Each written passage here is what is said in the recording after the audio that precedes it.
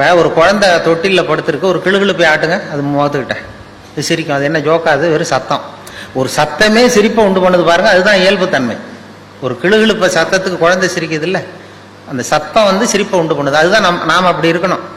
ஆனால் அதே கிளுகிழுப்பே ஒரு தாத்தா மூஞ்சிட்டு ஆட்டுங்க, கோவம் வந்துடும் அடிப்பார். அப்படி இருந்தவர் அப்படி ஆயிட்டார்.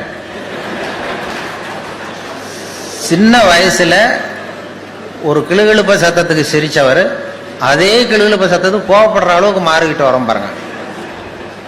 இப்படி மாறப்படாது. கையில குச்சி கிச்சின்னு தான் எடுத்து அடிச்சிருவாரு நீங்க. அதனால இதய நோய் வரக்கூடாதுன்னு நினைக்கிறவங்க எல்லாம் சிரிக்க, அதாவது இயல்புத்தன்மை மாறாமல் இருக்கணும். நம்முடைய இயற்கை கொடுத்திருக்கிற அந்த இயல்புத்தன்மை மாறாம நம்மளை பார்த்துக்கணும். இங்க இருக்கிற பெண்கள்லாம் கூட இனிமே ஒரு கிளுகிழுப்ப வீட்டுக்கு போய் வாங்கி வச்சுங்க. யாராவது உங்க வீட்டுக்காரர் கோபமா வந்தாருன்னா அப்படி அப்படியே ஆட்டி பாருங்க.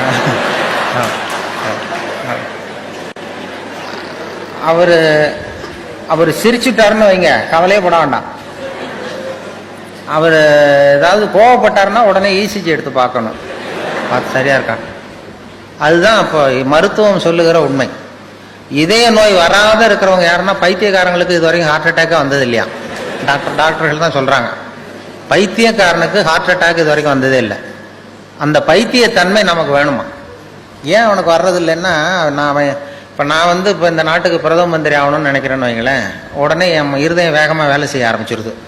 எப்படி எந்த கட்சியில் சேர்றது, எங்கே போய் நிற்கிறது, யாரை போய் பிடிக்கிறது, எப்படி பணம் செலவு பண்ணுறது, எப்படி டெல்லிக்கு போகிறது, எப்படி பிரதம மந்திரி ஆகிறதுன்னு என் இருதயம் வேகமாக துடிக்க ஆரம்பிச்சிருது. அந்த ஒரு துடிப்புக்கும் இன்னொரு துடிப்புக்கும் நடுவில் இருக்கிற ஓய்வை நான் குறைச்சிடுறேன். நான் பிரதம மந்திரி ஆகணும்னா இவ்வளவு அவஸ்தைப்பட வேண்டியிருக்கு. ஒரு பைத்தியக்காரன் பிரதம மந்திரி ஆகணும்னா அவன் ஆனதாவே நினைச்சிடுறான். போய் கேட்டீங்கன்னா நான் தான் பிரதம மந்திரி அப்படிமா, அவன் எலெக்ஷன்ல நிற்க வேண்டியதில்லை, ஒன்றும் பண்ண வேண்டியதில்லை. அந்த மனோபாவம் நமக்கு வேணுமா? அதனால தான் அவங்களுக்கு ஹார்ட் அட்டாக் வர்றதில்லை. அதாவது சித்த சுவாதீனத்துடன் கூடிய பைத்தியத்தன்மையுடன் வாழ கற்றுக்கொள்ளுங்கள்.